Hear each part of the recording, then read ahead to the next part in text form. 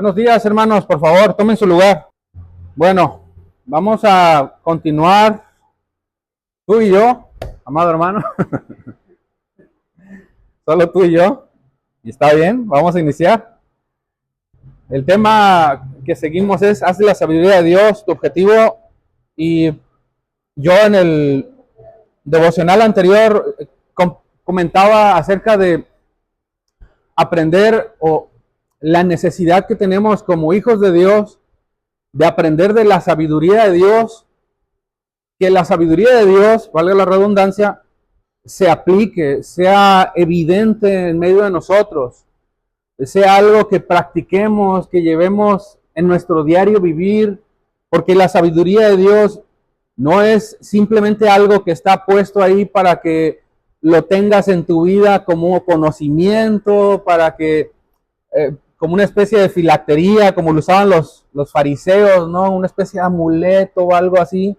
No, hermanos, es para que lo pongas en práctica, y te ponía citas muy claras, como la que señalaba, o señala más bien la carta de Santiago a la iglesia, donde nos enseña las características de esa sabiduría de Dios, cómo luce, y bueno, lo abordábamos, cómo esta no es conflictiva, cómo es pura, cómo es amable, cómo es pacífica, cómo cede.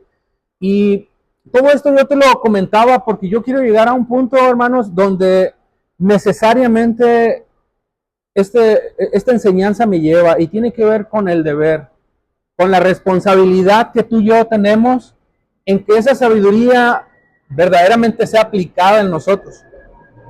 Yo usé una frase el domingo anterior y decía, la sabiduría la sabiduría de Dios, por supuesto, debe gobernar nuestras vidas, todas nuestras vidas. Y cuando hablo de gobernar, hablo de que ejerza ese dominio que necesariamente necesitamos para aplicarlo en medio de nosotros. Ese es un verbo que yo voy a utilizar con un poco más de énfasis más adelante, ahorita no tanto, pero tú lo vas a ver cómo se aplica en contexto, en las palabras propias de Santiago, en las palabras propias de Pablo a la iglesia, y se vuelve evidente, hermanos, porque si hay algo que necesitamos resaltar, es que la sabiduría de Dios no va a hacer nada por sí sola en nosotros. O sea, Dios te concede esa responsabilidad dentro de esa sabiduría infinita de Dios, dentro de esa soberanía de Dios. Dios nos concede esa libertad, ese derecho, permítame llamarlo así, para que tú de alguna manera ejerzas, hermano, esa sabiduría, la apliques y la conozcas, pero al mismo tiempo, vuelvo, insisto, la sigas aplicando en medio de toda tu vida, incluso en medio de nosotros. Y puedo citarte muchos ejemplos, pero lo voy a abordar más adelante. Y tiene mucho que ver esto con las decisiones del día a día que tú y yo tomamos. Así que el Señor en este sentido, hermanos, nos alienta a confiar en su buena voluntad. La palabra del Señor nos lleva y nos llena también, de acuerdo a lo que Santiago enseña, a que la sabiduría de Dios, hermanos, es buena para nosotros. El pastor citaba algo bien interesante el domingo anterior, o no sé si el domingo antes de ese, que decía buena, perfecta, pero primero citaba agradable, ¿no? Y eso es interesante entenderlo porque debería de ser agradable para nosotros, pero si hay algo que yo quiero enfocar en este sentido, hermanos, es que Santiago nos enseña que la sabiduría de Dios para nosotros no solamente es buena, es necesaria y no tiene claroscuros. Es decir, no luce medio confusa, no enseña medias verdades, no es como que parece santo y tal vez no entiendo esto, pero tiene algo de oscuro. No, yo te decía que es pura, está llena de luz, está llena de verdad, nos perfecciona, nos enseña a perseverar en esa verdad, a crecer en esa revelación de Dios para nosotros. Y directamente Santiago, siempre me equivoco, estamos muy enseñados, adoctrinados con Pablo, ¿no? Pero Santiago, hermanos, nos enseña directamente en este punto que tiene que ver con la relación a la sabiduría en el capítulo 3, de que la sabiduría de Dios se dirige en dos principios, en dos verdades, en dos aspectos que son parteaguas para nosotros, en el sentido de que nos demuestran si en realidad estamos ubicados en la sabiduría santa de Dios o no. De tal manera, hermanos, que si tú lees el capítulo 3, tú te darás cuenta si estamos practicando esa sabiduría que viene de lo alto, que es santa, que es pura, o definitivamente estamos practicando, siendo gobernados por una sabiduría que él denomina de este mundo. Y todavía es más detallista en esto, lo especifica como demoníaca. Eso significa que está carente de su justicia, de la justicia de Dios, carente, ausente más bien de la santidad, de la verdad, de los frutos de su espíritu. En otras palabras, no tiene la pureza de Dios. Puede lucir, que es muy diferente, puede ser engañosa y aparentemente una verdad, pero la realidad es que esa verdad, si no está sustentada en lo que Dios enseña, es una falacia, es una mentira. Así que Santiago, si tú has tomado la oportunidad de leer el capítulo 3, nos enseña y nos demuestra que su palabra, la palabra de Dios, la sabiduría de Dios, no tiene claroscuros. O vivimos en el consejo de Dios, apelando a la verdad, a la luz de su palabra, para que Él nos enseñe, para que Él nos gobierne, o vives más bien bajo el dominio y la sabiduría de este mundo. Y es lamentable que en este sentido muchas personas pueden creer, ser creyentes, asistir a la iglesia, ser, muy dedicados a cada domingo de estar asistiendo puntualmente a los servicios, pero muchas de esas personas lamentablemente viven aferrados a una vida que está centrada en el yo, centrada en lo que ellos quieren hacer, siendo omisos a la voluntad de Dios. Y esto es bien interesante, hermanos, porque lo que intenta hacer Santiago es ubicarnos. Porque esa sabiduría, hermanos, vuelvo, insisto, no solamente es demoníaca, es engañosa. O sea, ¿cómo crees tú que el hecho de venir, incluso hasta de servir en un ministerio, por sí solo nos va a llevar al punto de creer que estamos viviendo correctamente en la sabiduría de Dios? ¿Qué estoy tratando de decirte? Hermanos, que tú y yo, por ejemplo, que servimos, tenemos un ministerio, de que venimos y buscamos de su presencia domingo a domingo, debemos de analizar cómo estamos viviendo la luz de su palabra, porque muchos van a suponer que el hecho de venir por sí solo a la iglesia o de participar en un ministerio, eso ya los hace partícipes de la sabiduría de Dios, y no es así.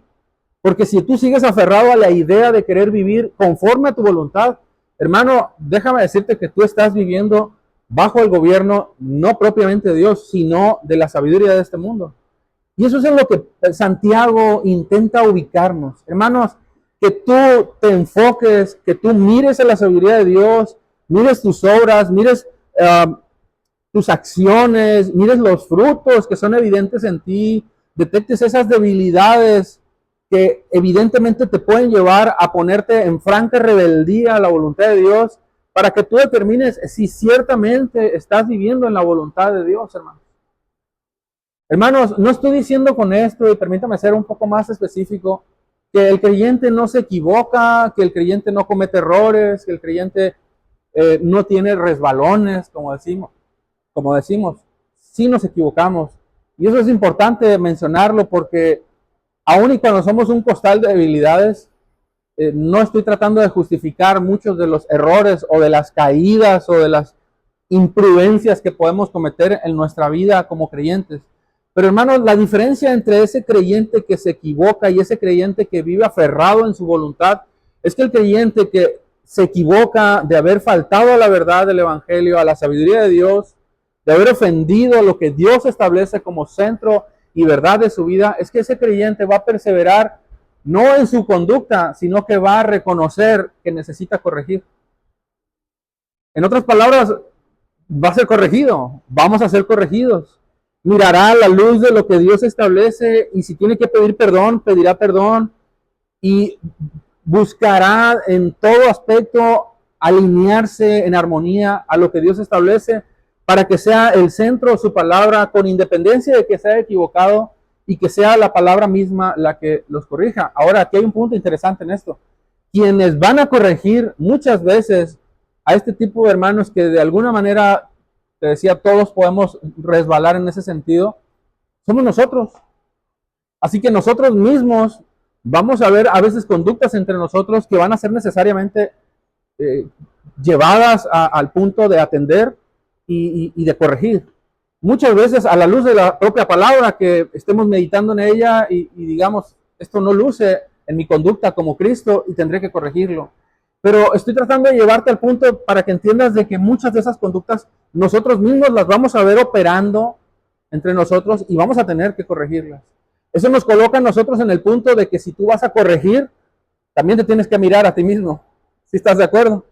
No vas a buscar corregir algo que tú mismo no has corregido en tu vida. Tendrás que meditar, por supuesto, en tu propia vida.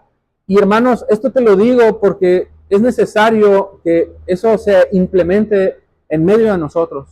Yo creo que como el salmista, ¿no? Que decía que mi hermano me corrija y me reprenda, en resumidas palabras, va a ser como un bálsamo que no herirá mi cabeza. Esas palabras, si no mal recuerdo, fueron de David. Son necesarias recordárnoslas a nosotros, porque muchas veces tendremos que ser llevados al punto en el que seremos corregidos en alguna acción, en alguna conducta. Puede ser procrastinación, puede ser pereza, puede ser, yo qué te cuento, ¿no? Envidias. Pero el punto, hermanos, es que quien se equivoca buscará, te decía, reflejar siempre la evidencia de que el Evangelio ejerce un dominio sobre su vida. O sea, habrá un compromiso de que el Evangelio predomine por encima de su voluntad, por encima incluso de sí mismo. Porque si es corregido y hay razones bíblicas para ver que eso está mal a la luz de la palabra, tendrá que entender que tiene que corregir. Y eso es así. Es aquí cuando el verbo deber empieza a tomar cierto sentido, junto con todas las implicaciones que no me va a alcanzar el tiempo para abordar, pero lo vamos a ir analizando cómo es que ese verbo empieza a ser relevante para nosotros en muchos sentidos. Yo voy a leer el capítulo 3 de la carta de Santiago a la iglesia en la Nueva Versión Internacional. No más voy a leer los versículos 13 y 14, pero léelo para que veas cómo Santiago busca que esa sabiduría que tú tienes en tu corazón y que Dios te ha dado como un don para que la ejerzas, la pongas en prueba, la sometas, la pases por fuego. Y dice Santiago, si quieres ir ahí al capítulo 3, versículo 3 y 14, yo te lo voy a leer. Y haz una pregunta reflexiva sumamente interesante.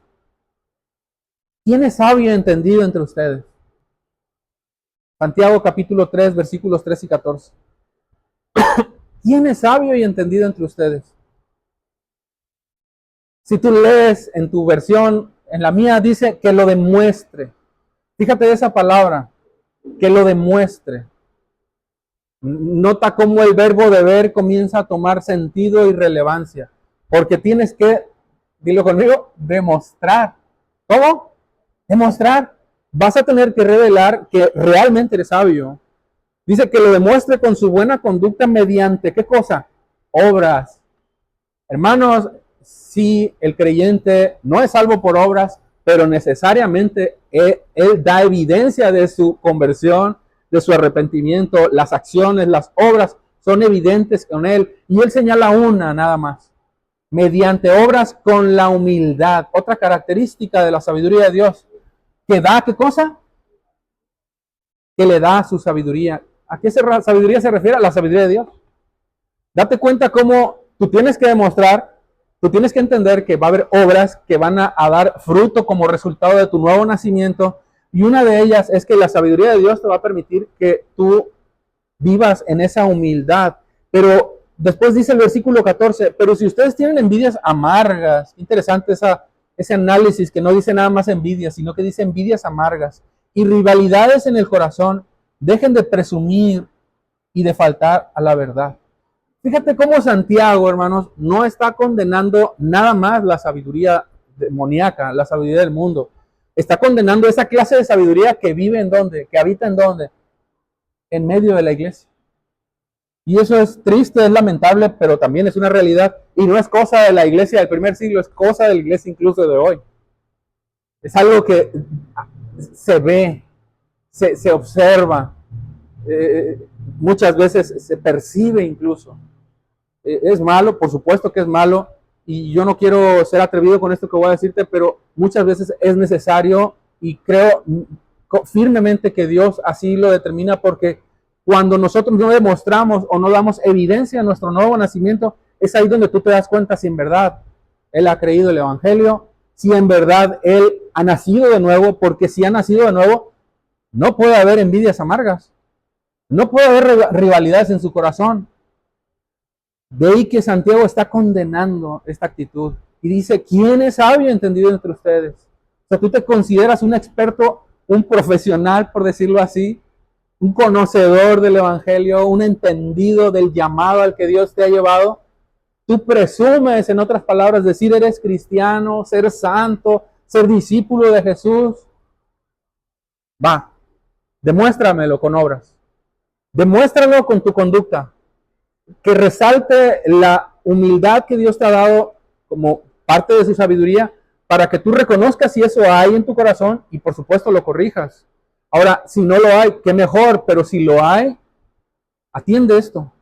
Porque Santiago está diciendo, tú no puedes ser llamado sabio, tú no puedes ser llamado entendido de Dios, conocedor del Evangelio, si esas obras resaltan en tu carácter, porque no es parte del carácter o de la vida piadosa que Dios te ha llamado a vivir. Y aquí surge una pregunta que todos deberíamos de hacernos. Hermanos, en tu vida piadosa, en tu vida santa, ¿qué conductas resaltan? ¿Qué obras, qué acciones resaltan en tu vida? ¿Qué perciben, qué ven en tu casa? ¿Qué clase de sabiduría, qué clase de liderazgo observan en ti? Y no me refiero nada más en ti como cabeza de hogar, sino en ti también como ayuda idónea, en ti como a lo mejor como un hijo que forma parte de esa familia. Y hermanos, es interesante cómo Santiago nos lleva a esa pregunta reflexiva para que lo analicemos. Porque el punto es que tú tienes que demostrar si en verdad hay evidencias, frutos, producto de su espíritu y de su nuevo nacimiento en ti para que las demuestres. Porque si no la hay, hermanos, si no la hay, Santiago mismo dice, deja de presumirlo. O sea, no te jactes, no digas, voy a decirlo en unas palabras más fuertes, no seas hipócrita, no te engañes, no finjas. Y cuando dicen no faltes a la verdad, está diciendo no trates de encubrir la verdad que sí se ve en ti, que es falsedad, porque no puedes decir que eres creyente cuando este tipo de conductas gobiernan tu vida. No afirmes en pocas palabras que Él está dirigiendo tu vida o que Él es Señor de tu corazón cuando en ti es tan evidente la envidia, cuando es tan evidente los celos, la pleitesía. Y eso es lo que está diciendo Santiago. Yo vuelvo e insisto, hermanos, ¿qué clase de sabiduría está dirigiendo nuestras vidas? Voy a ser más directo. Y no significa que sepa algo, porque luego, ay, el hermano me está mirando a mí. No, no, hermano, mire, es algo que Dios pone en el corazón y lo abordamos porque es bíblico, obviamente.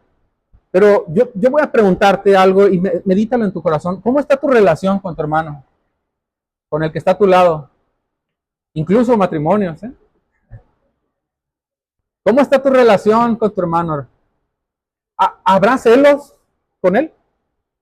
¿Le tendrás envidia a tu hermano? ¿Sí saben lo que es envidia? O sea, ¿por qué él tiene lo que yo no tengo?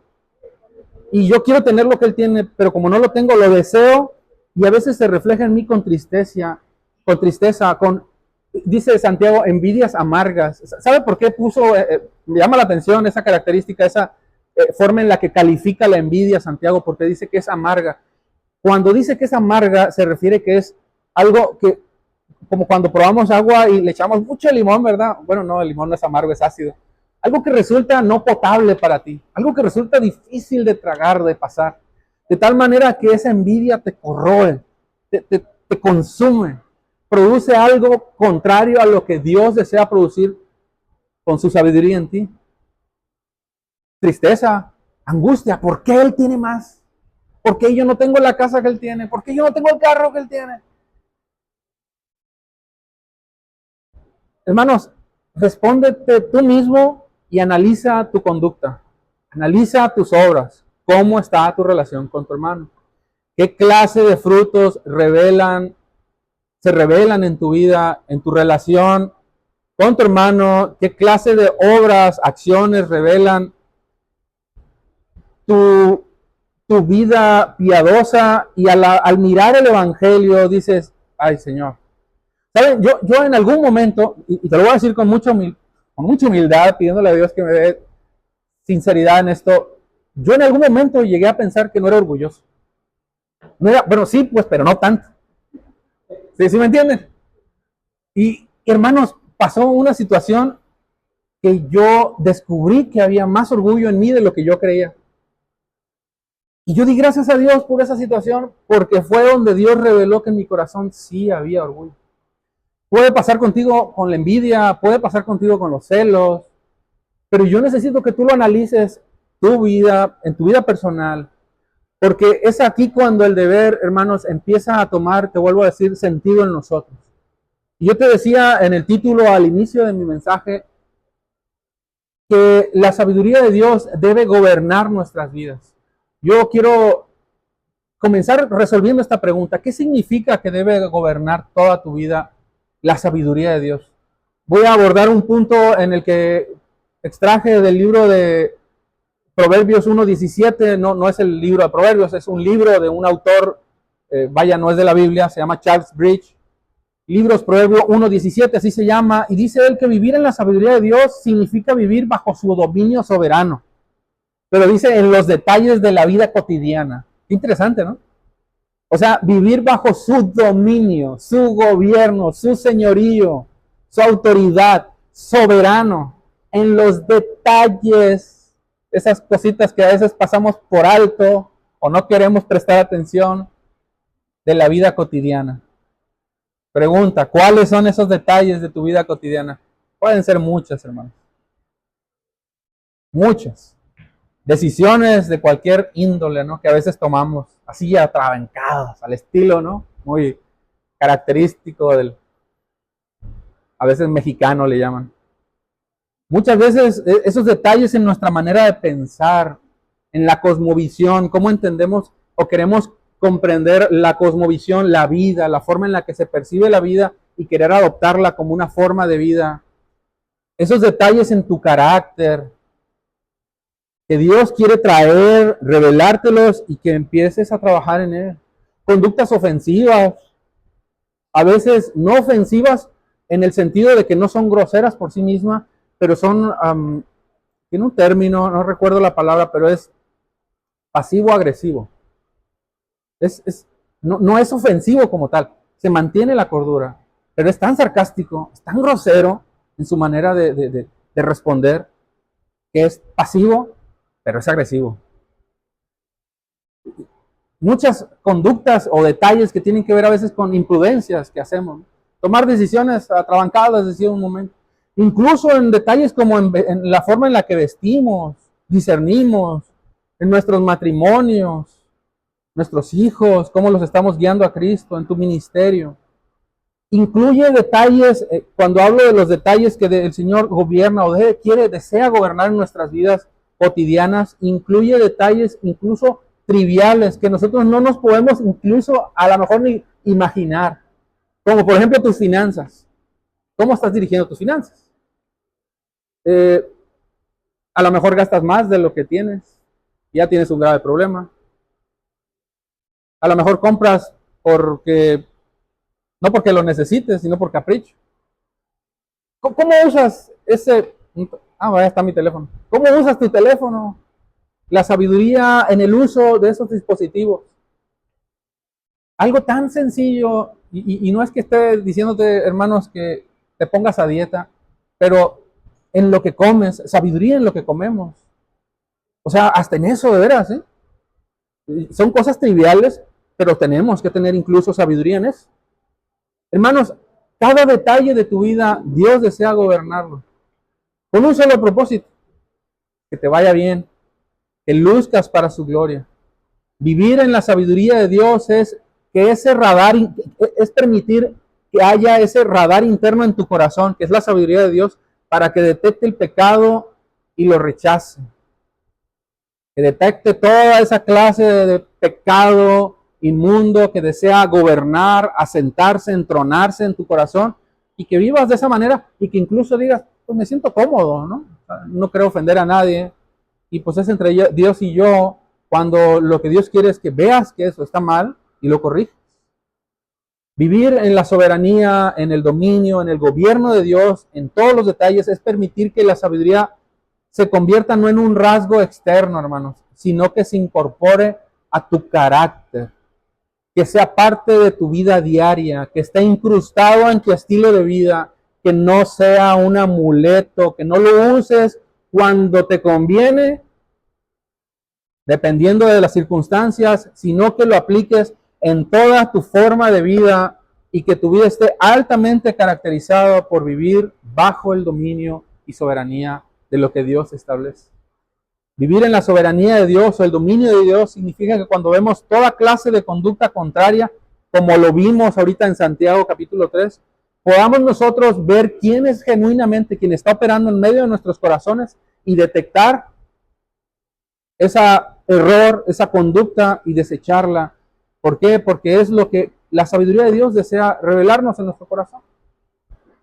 Yo voy a partir, ya me ganó el tiempo, pero vaya por favor leyendo usted en casa el capítulo 3, bueno, en la carta de Pablo a los Colosenses, capítulo 3, versículos del 5 a 18, porque tú vas a encontrar ahí una gran lista de responsabilidades, de necesidades que nosotros como creyentes, al decir que somos creyentes, necesitamos poner por obra, si en verdad estamos aplicados y determinados a vivir en la sabiduría de Dios. Léelo, y yo te lo recomiendo que la leas en la nueva versión, nueva traducción viviente, perdón. Porque es tan interesante como Pablo te está diciendo a ti, te está responsabilizando a ti para que tú, o sea, la sabiduría de Dios la apliques tú. Hermano, la sabiduría, vuelvo a decírtelo, por sí sola no va a hacer nada. Eso te lo está delegando a Dios a ti para que tú la apliques, para que tú la vivas, para que tú la ejerzas. Pero es interesante cómo comienza. Por favor, léelo a partir del versículo 5 al 18. Y dice cosas tan asombrosas y una de ellas dice, hagan morir. Y eso ya apela a ti. Eso ya apela a la necesidad que tienes de tú hacer morir todas esas cosas que sabes en la sabiduría de Dios y la revelación de Dios en nuestras vidas que tienes que desechar. Así que yo te voy a dejar esa tarea, analízalo, léelo con detenimiento y aprendamos a conocer más la voluntad de Dios para nuestras vidas, pero sobre todo cómo ese gobierno desea ejercerse de una manera profunda en cosas tan triviales incluso. Amén. Padre Santo, te damos tantas gracias, Señor, porque es tu sabiduría la que desea abrir nuestro entendimiento.